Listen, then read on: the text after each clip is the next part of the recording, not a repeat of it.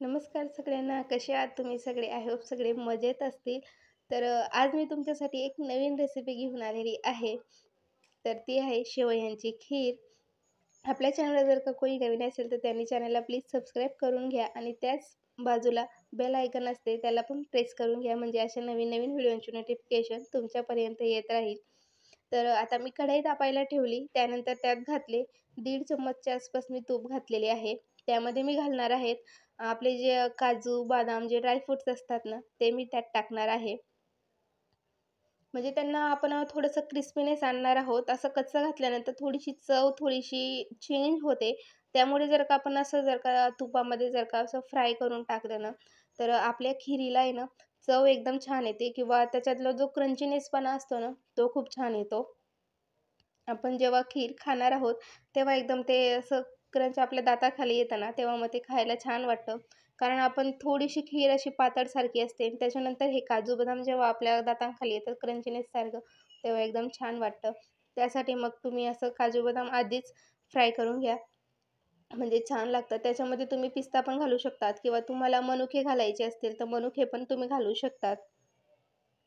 तर मी त्यांना थोडंसं नॉर्मल हे करून घेतलं. त्यानंतर तुम्ही फ्लेम कमी करून घ्यायचा आहे आणि किंवा फ्लेम बंद करून दिला तरी पण चालेल, थोडंसं हे झाल्यानंतर. त्यानंतर आपल्याला लागणार आहे ती शेवई. शेवई म्हणजे आपण मार्केटमधून जी आणणार आहोत ती शेवई लागणार आहे. एकदम बारीक असते ती. आपली घरातली जी नॉर्मल शेवई असते ती शेवई नाहीये, ही मार्केटमधली आहे. याच्यानेच आपण ती शेवयांची खीर करत असतो. आपल्या घरची जी शेवई असते त्याची टेस्ट एवढी छान येत नाही.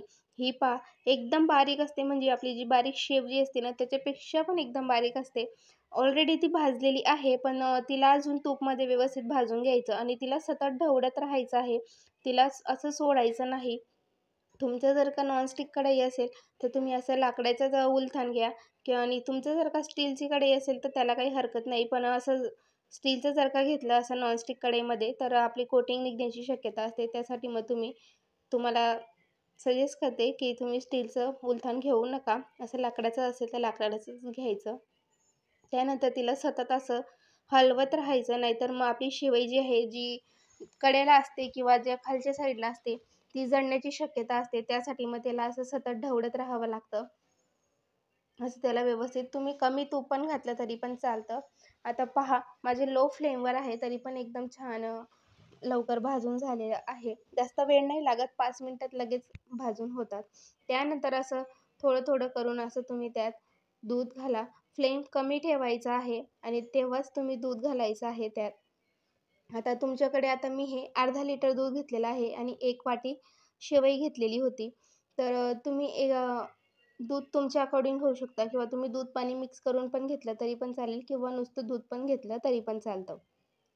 आता हे त्यात घातलं आणि तुम्ही जर का मनुके घालणार असाल, तर मनुके एकदम लास्टला घालायचे किंवा मनुके तुम्ही असं तेलमध्ये क्रंचीनेसपणा करायचा नाही, डायरेक्ट मनुके घालायचे नंतरून. आता तिला पहा, आपण जे तूप टाकलेलं होतं त्याची पहा कशी साय आलेली आहे एकदम वरती. तर्रीसारखं वाटतंय खूप. त्यानंतर आता इकडे ते उकळी येत आहे. आपण दूध घातल्यानंतर त्याला थोडंसं तोपर्यंत म्हटलं आता इकडे आपण साखर काढून घेऊयात. तर साखर मी आता ती जी मोठी वाटी आहे माझ्याकडे, मी अंदाजानुसार म्हणजे आपण 1 कपच्या आसपास 1 कपपेक्षा कमी साखर घ्या. कारण आपण त्यात शेवई टाकलेले आहेत किंवा तुम्ही तुमच्या गोडच्या अकॉर्डिंगनुसार घेऊ शकतात, की तुम्हाला जर तुम्ही नंतरून टेस्ट करून घ्यायची आणि तुमच्या गोडच्या हिशोबाने तुम्ही साखर कमी जास्त करू शकतात. तर ही शेवयांची खीर असते त्यासाठी मग ती थोडी गोड असली ना, की चवच छान लागते. त्यानंतर तिला छान उकळी येऊ द्यायची. व्यवस्थित म्हणजे कमीत कमी 20 मिनिटं तरी तिला शिजू द्यायची. त्यानंतर त्यात घालायचे तुम्ही आपण जे ड्राय फ्रुट्स भाजून घेतलेले आहेत, ते घालायचे त्यात. म्हणजे त्यातलं थोडंसं सॉफ्टनेस येईल, म्हणजे क्रंचीनेस पण असेल, पण सॉफ्ट पण लागायला पाहिजे आपल्याला त्यासाठी. त्याच्यानंतर पहा, त्याचा कलर पण चेंज झालेला आहे. अजून एक ट्रिक, की त्यात तुम्हाला जर का इलायची पावडर जर का घालायची असेल, तर इलायची पावडर पण घाला आणि त्यानंतर तुम्हाला जर का कलर चेंज करायचा असेल, तर तुम्ही केशर घातलं तरी पण चालेल. त्यानंतर मी आता मस्त त्याला सर्व्ह करून घेणार आहे. आता मस्त वाटी ठेवली मी. त्यामध्ये त्याला आता काढून घेणार आहे. पहा किती अप्रतिम दिसते ना आपली शेवयांची खीर. तुम्ही आतापर्यंत गव्हाची खीर, तांदळाची खीर अशा दुसऱ्या खीर ट्राय केलेल्या असणार. पण ही खीर पण एक वेळेस नक्की ट्राय करून पहा. खूप छान लागते आणि चव पण खूप छान लागते. माझ्या प्रिशूला सुद्धा खूप आवडते. लहान मुलांना तर एकदम म्हणजेच हेल्दी आहे आणि त्याच्यानंतर आता तिला वाटीमध्ये काढली. त्यानंतर वरतून तुम्ही अजून सर्व्हिंग करण्यासाठी त्यावर तुम्ही मस्त काजू, बदाम असं जसं आपण काढलेलं होतं ना आधी, तसंच तुम्ही ते वरतून घाला. त्यानंतर तुमच्याकडे गुलाबाच्या पाकळ्या असतील तर त्यांनी असं सर्व्ह करायला म्हणजे असं छान वाटतं. आपली डिश जर का अशी छान दिसत असली तर आपल्याला पण फ्रेशनेससारखं असं छान वाटतं. त्यासाठी मग मी वरतून अशा थोड्याशा गुलाबाच्या पाकळ्या ठेवल्या आणि एकदम छान चव पण खूप छान लागत होती आणि दिसायला तर एकदम आणि सुगंध तर खूप छान येत आहे. आणि आपल्या चॅनलला जर का कोणी नवीन असेल तर त्याने चॅनलला प्लीज सबस्क्राईब करायला विसरू नका. चला तर मग भेटू अशाच नवीन रेसिपीमध्ये. तोपर्यंत बाय बाय.